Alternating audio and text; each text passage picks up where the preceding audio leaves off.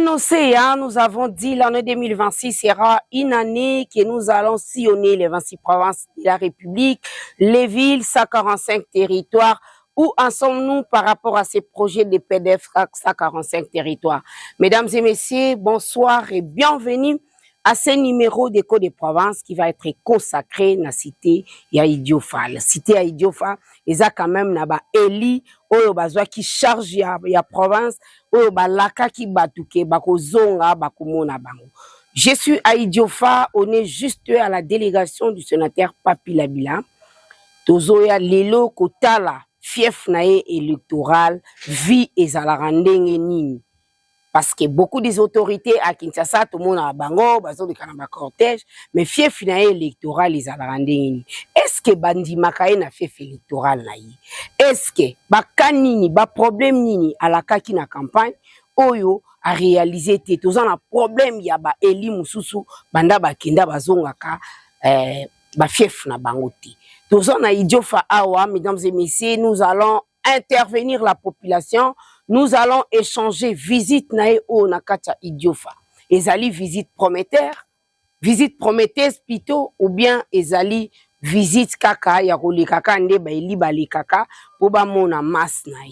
Alors nous allons d'abord interviewer la population, n'arriver naie, l'ambiance, comment nini, comment les gens se sont comportés, conception nini bazwa kana makambo matali, identité ya Papi Labila o azali lelo dirkaba na ministère ya infrastructure, azali eli ya awa na mboka otozali na Idiofa. Mesdames et messieurs, hein, je voulais faire avec vous une émission proprement province. Derrière moi, tozomona quand même ndaku ya Esobe Zali, c'est qui donne le goût de la province, comme le dit toujours mon directeur de production 33 Chitenge, me dit souvent, quand vous êtes à la province, il faut faire quelque chose purement province. C'est l'image de la province, mesdames et messieurs, Toroyo Kavia Batou. Mais avant tout, je vous laisse d'abord découvrir l'arrivée du sénateur, l'impression de la population. Toroyo Kavia Batou Mususu Balobi, Bazo Fundae. Nini na kati ya Idiofa awa sali nini po bafundaye. Voilà, c'est parti.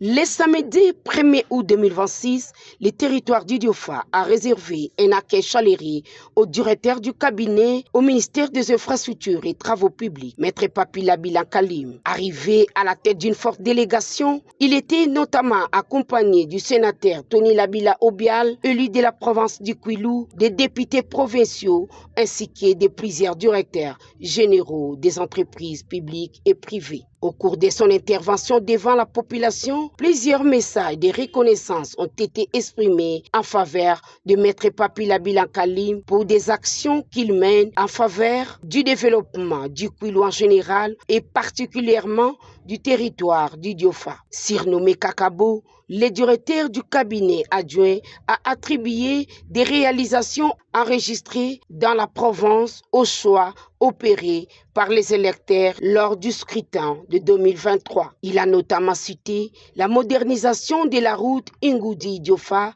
la construction du stade d'Idiofa, l'électrification grâce au barrage de Kakobola, l'hôpital général de référence de Kikwit, ainsi que plusieurs autres projets des infrastructures. Le Dirkaba Papi Labila a également plaidé une politique fondée sur les complémentarités, la coalition et l'unité, estimant que les rivalités stériles freinent le développement d'un pays. Il a invité les habitants d'Idiofa à préserver leur unité afin de poursuivre les efforts du développement du territoire en particulier et de la RDC en général. Profitant de cette rencontre, il a annoncé de nouveaux projets destinés à Idiofa, notamment la réhabilitation de l'hôpital général des références d'Idiofa ainsi que la construction d'une morgue moderne. Des initiatives destinées à renforcer des infrastructures sanitaires locales.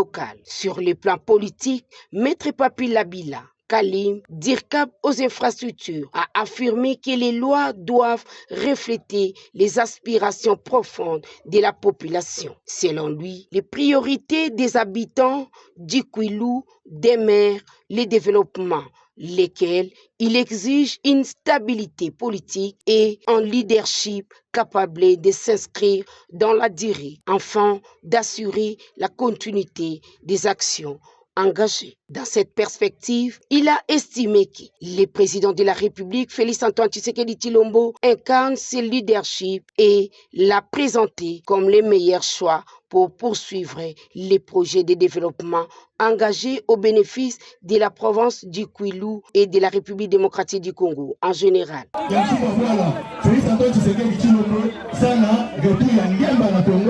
Sana mbongo ya bava dépasser ça la guerre petit kayo la bisalu ya développement ya Congo. En plus de cela, Tshisekedi quel salo ya que ça la fait. Bisalu na ni kemonano ke monano. Et buna Tshisekedi ya fait Bikao ya fait Bikala. Tshisekedi ya fait Bikao ya fait Bikala.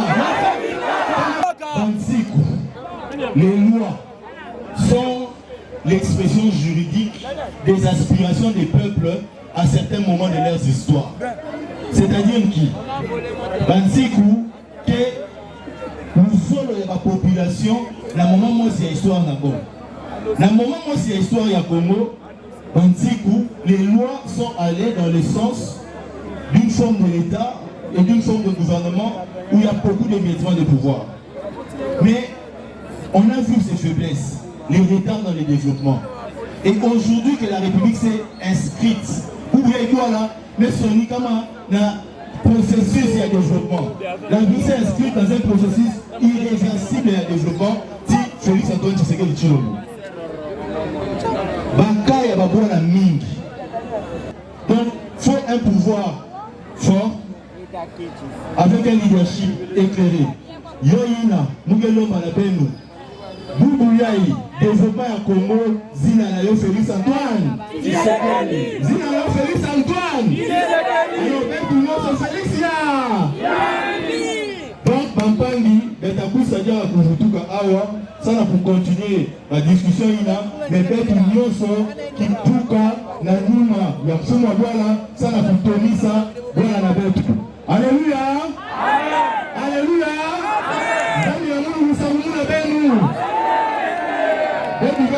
À l'issue du meeting, la population d'Idiofa n'a pas dérogé à la tradition en accompagnant officiellement son jeune fils Papilabila Kalim, surnommé Congolo, du lieu des rassemblements jusqu'à sa résidence. Dans une ambiance marquée par des chants et des démonstrations de soutien, Labila reste un seul leader du Kwilu en général et d'Idiofa en particulier.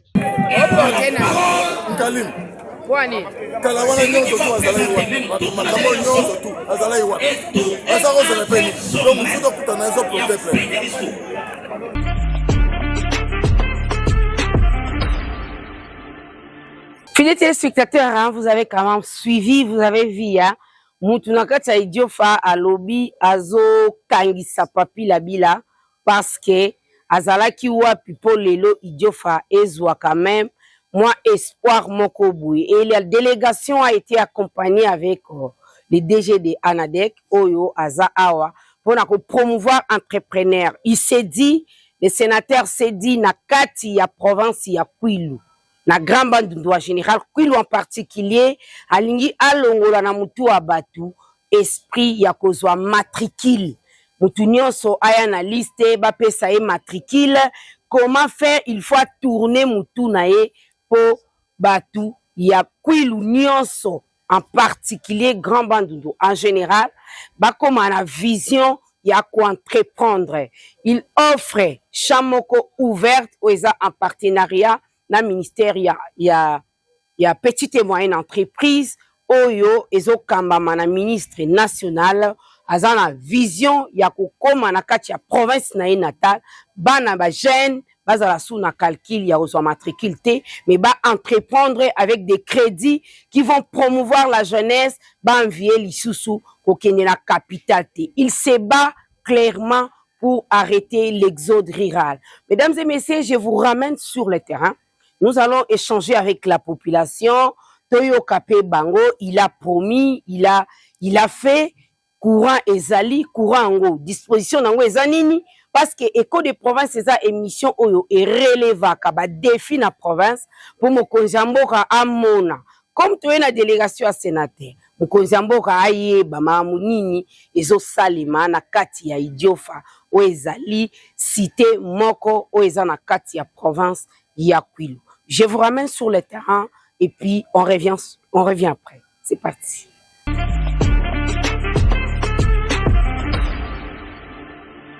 Fidèles téléspectateurs, on s'est dit on est sur le terrain. Tous on a Idiofa. To laksabino mamwe leka na Idiofa awa. Toyeda sénateur, tous autres visiter mena mboka o babengi Idiofa. Je suis derrière moi marché cinquantenaire. Toye bape marché oyo e banda mbula nini. Marché oyo ambition nango eza nini? Est-ce que parmi ba projet ya sénateur marché oyo pesa na kati soki mbula ebeti bazo vivre ndenge nini? Toyo kavia ba mama ba oteka na wenze po mokonzi mboka papa John Banza o azotala infrastructure o azokamba na directeur du cabinet adjoint Papi Labila bachape marché oyo na kati ya ba projet prioritaire ya Idiofa awa. Est-ce que Idiofa ekozwa marché au cinquantenaire te? Pourquoi ba bengi au marché cinquantenaire? Toyo ka ba mama ko échanger na bango. On vous revient, c'est parti. Voilà, mesdames et messieurs, je dois toujours interviewer les mamans. On est sur le terrain avec les sénateurs. Maintenant, terrain, na sénateur, on va avoir la vie des mamans. On devait savoir quand même les réalités de la province, palper du doigt pour que les marchés cinquantenaires ici puissent avoir quand même un marché un peu crédible lorsqu'il plaît. Mesdames et messieurs, je vais interviewer une maman là, à Katarafumbwa. À Roloba Awa, na marché Awa, Makambunini, Bazala Ranango. Azo Senga, mokonzi mboka Félix Tshisekedi nini, papa John Banza nini, et puis, Fumu ya Bwala Nabo, Labila nini. Bonjour maman. Bonjour. Obena mina komwana. Modisi Kafuti. Voilà. Pendant combien de temps vous êtes à la marche? Voilà. Bon. Marché ceux qui obandi teka ba mbule bele difficulté ni neza la marché. Ah mpasi na beto kana mvula menoka. Kisika kubumana kelve. Leo na beto nyoka ma beto zola be dikila beto zandu ye beto le bien. Sa mvula lungu noka ba toilette mpi kelve. Bete mwana mpasi na kwena na vako subana lupango la mboko kula beto. Be dikila beto zandu ye. Sa mvula lungu noka beto vanda be dikila ba toilette. Mpasi na beto yina. Les sénateurs mokonzi Mfumu Bwala arc-en-ciel de la province du Kwilu wenze ya cinquantenaire awa tozali ba mama bazolela bazali na toilette publique te na kati ya marché oyo biso toye ko relever ba problème oyo na kati ya Idiofa babima kaka boye songange ve. Maintenant nous on est ici marché eza même pas na toilette publique. Donc bazo mona ta place ya osumbate na kati ya marché cinquantenaire. Bonjour maman. Zame bana beto me banda yo ba mfumu na beto ni me kusa beto. Ko tselu boto bana bota kwitunga. Chibu beto ke mona ke mutake kwitungira beto zanu. Ala beto me mona ngwa mutame kwibasha na ke tungira beto zanu. Mutira mpita mona beto atula mpifua. Hata bashinga mpira ke sala. Ne ka ba kwikusa beto rufuru ko tselu. Ba kwibasha ka beto yesi ka cinquantenaire. Yeke pre don na kacha Idiofa na beto yeke zanu azole. Na kacha Idiofa. Ake songa ndemuke zanu. Betu la bête a pris, betu la bête de Talaka, betu baka Valer, betu pibeta tout la bête à place. Ozolo bani na sénateur Labila o asa siko na kati ya Idiofa. Message nous années. Baba to amu sosi na muka da ko tungira bete zan. Awa bete pesani ba voix bete chimfunu jaga ko spera tungira bete zan bete yika ba voix. Bete pesa déjà ba voix ko yika bete ya sadi la bete. Voilà, hein, les mamans déclarent ici, comprenez, on est sur le terrain, balobi, il faut balaksa, place au mais c'est ça la mandala là. Sénateur, naza awa na cinquantenaire, ba maman balobi, ba pesa kio, ba voix, balingi, otongela bango pe marché, otongeli ba joueur stade, ba maman pe ba sengi, marché, toka maman oyazo teka na sia mandala là, bonjour maman. Bonjour. Awa na marché oh bandi oteka mbula ni bana 2010 ozala 16 ans ya oteka pendant 16 ans marché ezandenge ni marché eza mama soki mole beti tozo souffrir omoni ndenge naza marché soki mole beti penza tozo souffrir toza na pasi tozo kima tozo kene na banda lusu na biloko bazobeka mafuta mbila ezo panzana toza na pasi toilette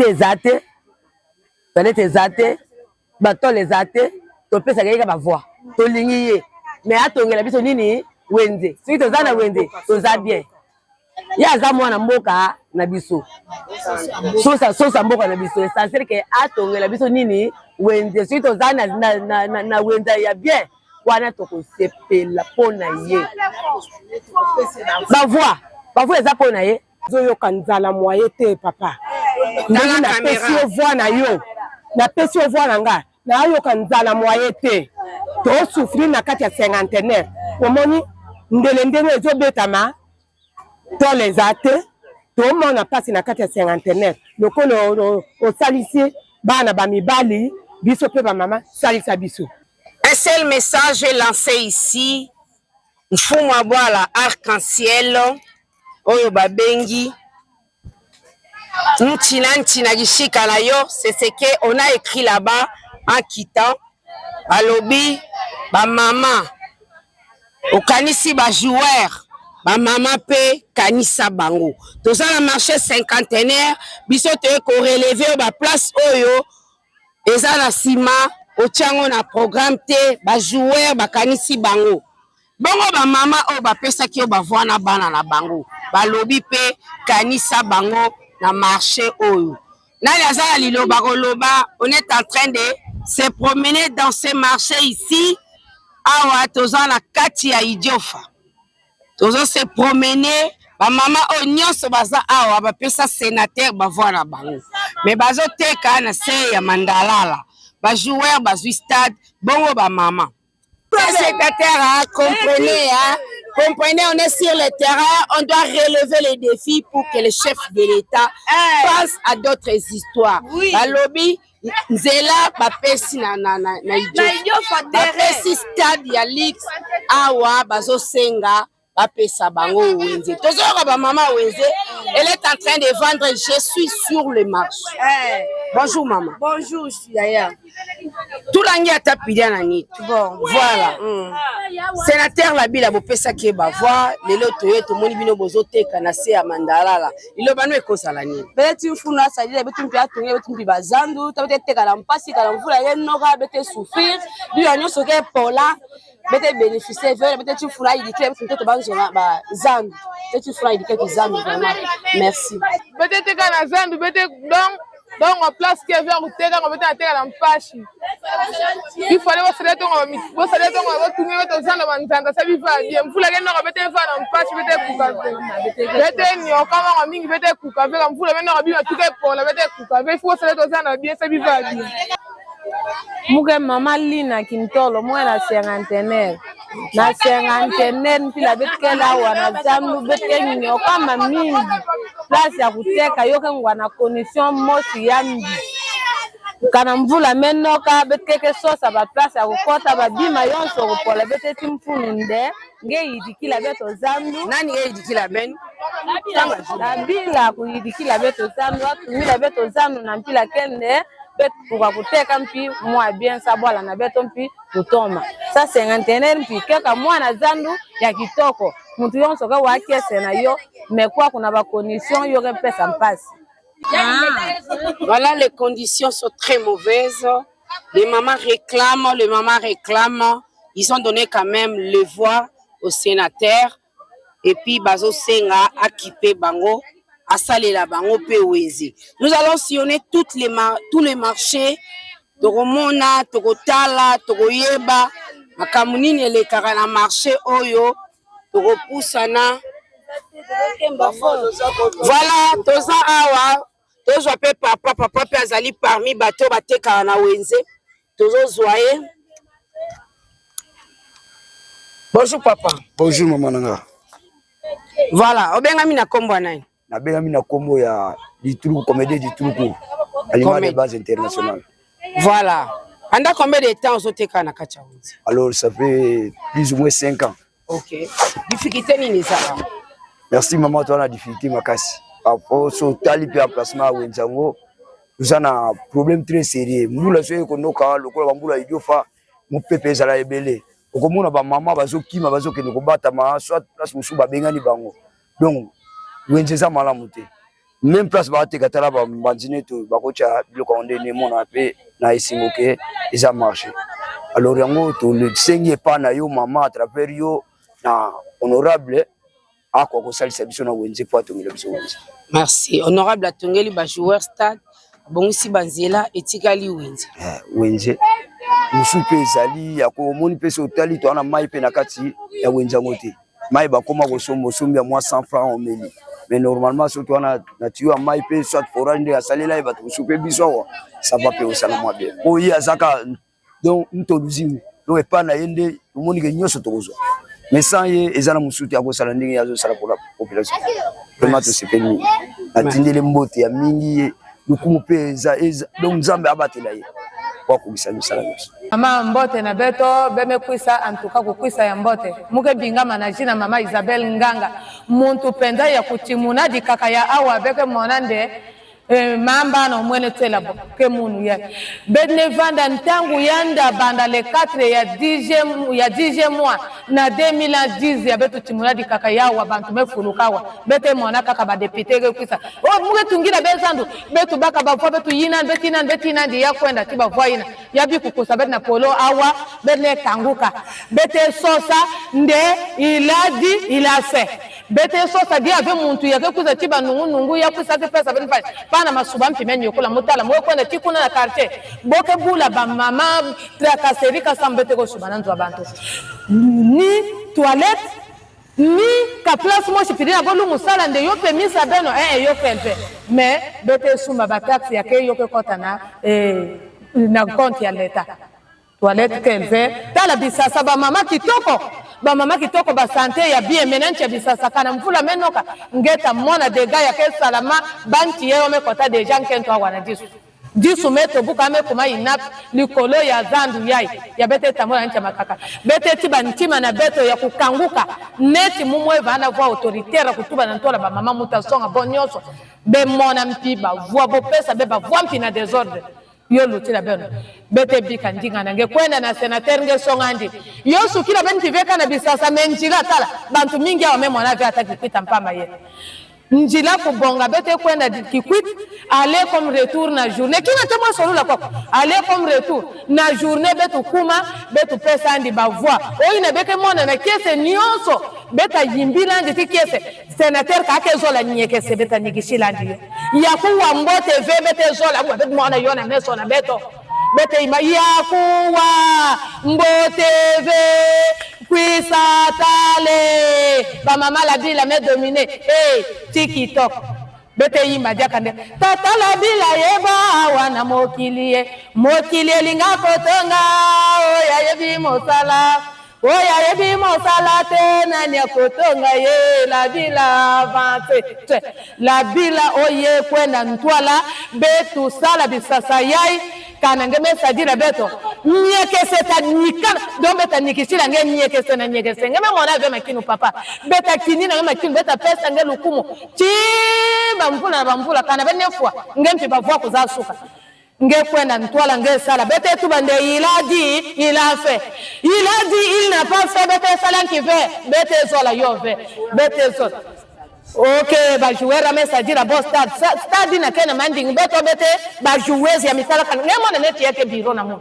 Mais biro na mu salite. Yata pisa kimchora kukuta muna kati ya salite. Ntaye kuta muna salite. Salite na takwena na yani mbala mochi tudwa sambu ti yandi tingeti mono bete bana idiofa. Idiofa bopeto yangeke na kumana kan muzo zabane be pisa deja ba pauke mwa mu yatinda ba rato ba burek ba mbele yo kele abete sala salongo na samedi mais mazoro be sala avec abemo na zamu na betu pide samu betu enena ko yambandi oyi na beme mona mwa ndindu na kacha bwala mais la bila bopeto mpila me kusa ba mama nyonso ke kaka bopeto vraiment ya sadi la betu ina bete na kulomba yata mona mambote ya ba mama bene yamba ba député mingi awa be sala ba cellule be sala ba cellule ntangu ya boke tubande keba voix ngoya baka ba voix ya baka yo akotisa na posha kwene tiyo chinkente na tibana na tiba famina ndi bebi kuyungana bete bikala kabuna vraiment bete désolé na makamuna mpila amekwisa na elulu benfi bete tinga ntiba voix na elulu yaka sentir de oui me baka ba voix na 59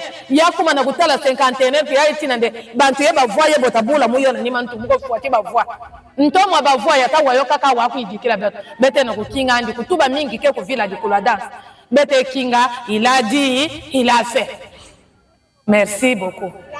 Tozana wenze oyo, tala étalage na biso mabe. Bato mususu étalage eza kitoko, mais abiso tala. Tala bandele, tala. So mbule ye, to bata makaboye. Tozo pola, iloko ngo pe zo pola. Ata tozana mbongo, tozo progresser na biso te. Po biloko na biso ebebaka. Yango wana tozana posa ya sénateur. Aye pa na biso aye kotongela biso ba toilette, aye kotongela biso tosubaka wapi. Okoti na parcelle moto abengani na yo. Yango tozana pasi ebele po na wenze na biso. Lokola ye to sepeli na biso. Merci, wana liloba na biso. Merci. Voilà, hein, on réclame toujours toilette publique. Toilette publique, Congolo, arc-en-ciel de la province. Voilà, il y a une maman aussi qui réclame aussi, elle doit quand même parler. Bonjour maman. Bonjour maman. Tala caméra. Yeme binga manajina nani? Najina Eugénie Mantila. Voilà, sénateur la bila bo pesa ke ba voix à Tongi stade na Idiofa, azo bongisa tonga ba hôpital. Maintenant awa to komi na makambetali wenze. Ilobano ezani. Mama beto me nyoka mawa. Bone more moge nkwidi. Kudi ampash, kunu ampash. Mvula kenyo kuna beto awa, beto nzo kelve. Tala zanu wanene kitoko beto kwa beto nyoka ma. Kima yagudi ya kelve, kima atabe me teka. Bonda ganda mafuta ila mometula. Mvula kufuluka muna meke. Mpila kusalo trema kelve. Mvula tamarange losa yo. Bete nyoka mayakwi tungila beto bete zola papira bila betme zola yandi betme zola yandi mpila bet vota yandi yoge lomba bet vote yandi diaka yakwi sana beto ya sadila beto ya boyi sazano na beto bet kuma bantu. Voilà, message nange yango ina. Yo yira mama. Merci. Merci maman. Voilà, hein, comprenez, hein, c'est l'écho des provinces. On est sur le terrain, marché cinquantenaire, on doit visiter vers les fonds. On est vers les fonds. Tolingi toyeba, stade Tongami, est-ce que Wenza cinquantenaire mokozi, arc-en-ciel de la province. Ezali na projet pe ba maman bazolela, ata toilette publique kaka. Il y a des places kaka bakota hommes et femmes et puis maye yati awa na wenze zanga maite. Bonjour papa. Bonjour maman. Obenga mina kombo nani? Nyona jina ya Banga Dalton. Bede na 51 banda 2017. A député ba shikare kusaka beto bete kitungila bezandu beki sat bete sadia be ba toilette.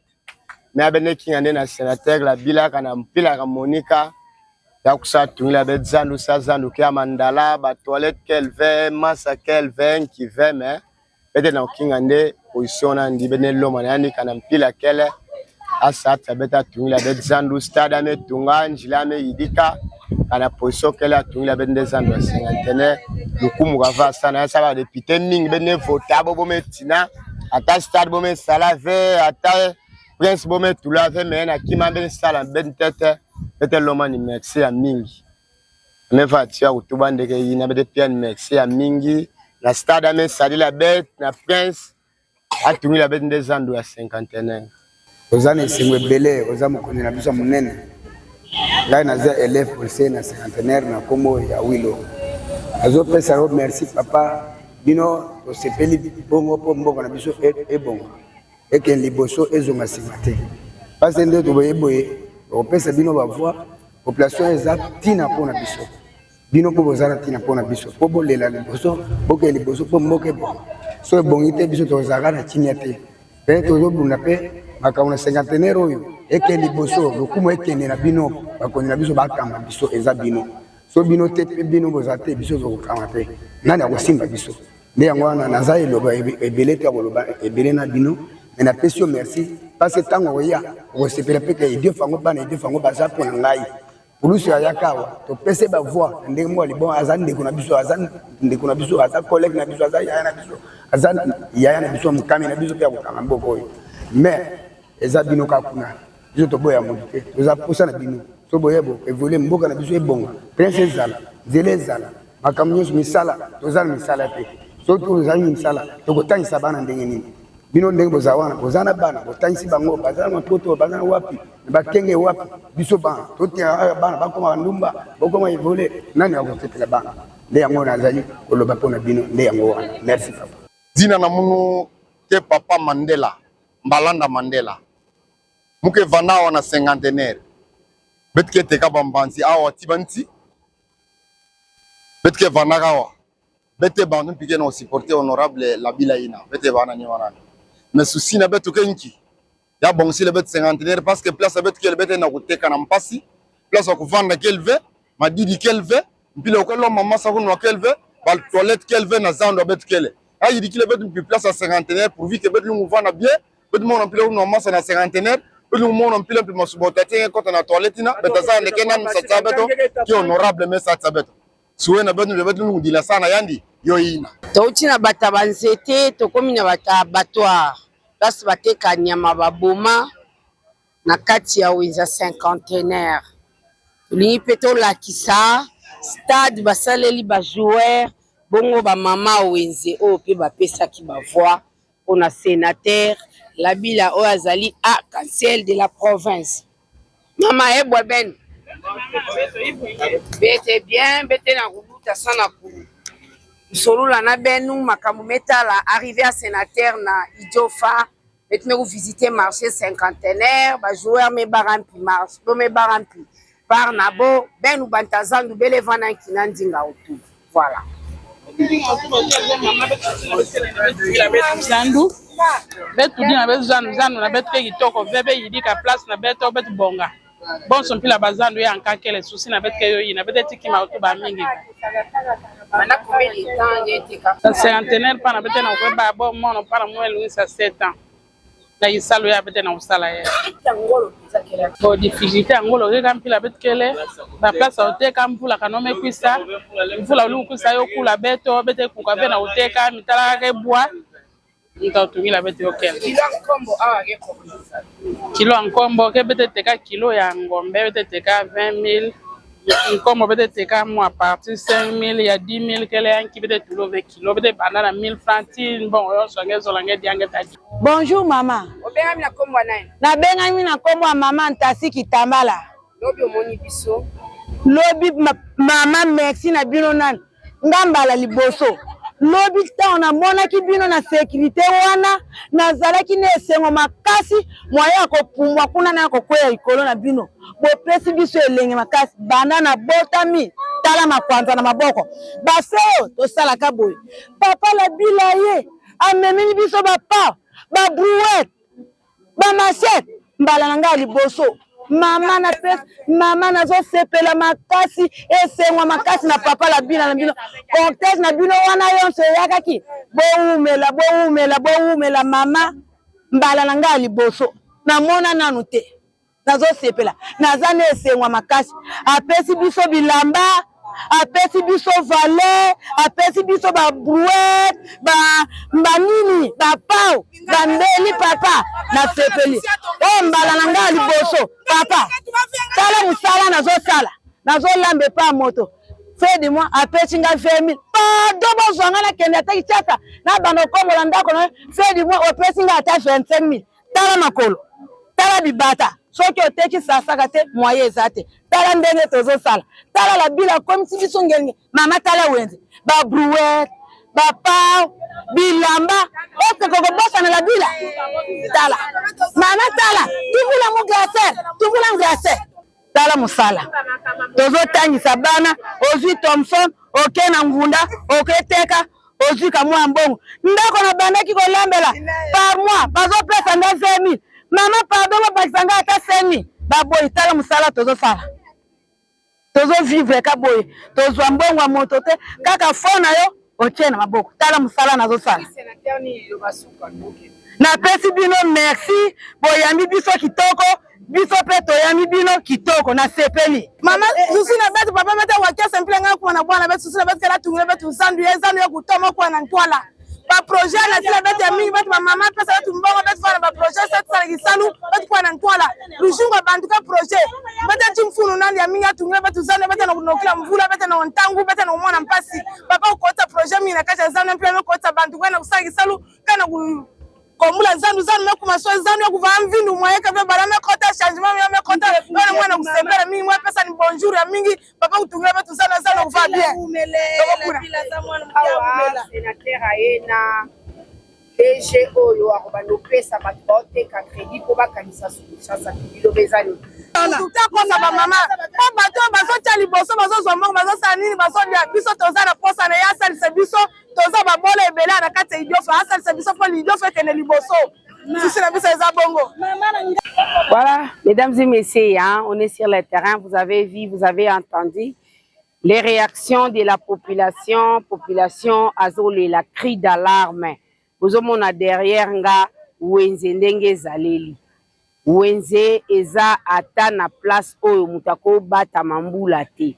Mai ezate, toilette publique ezate, ba mama baleli, soki na voyage oyo te na voyage mususu. Osalela bango ata kaka toilette publique. Osalela mai eko matana wenze zanga mai te.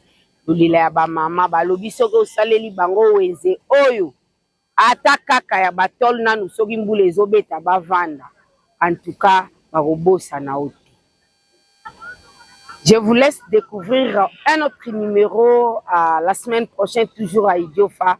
D'ici là, portez-vous bien, c'est par là que nous terminons pour aujourd'hui. Bonne suite des programmes. Au revoir.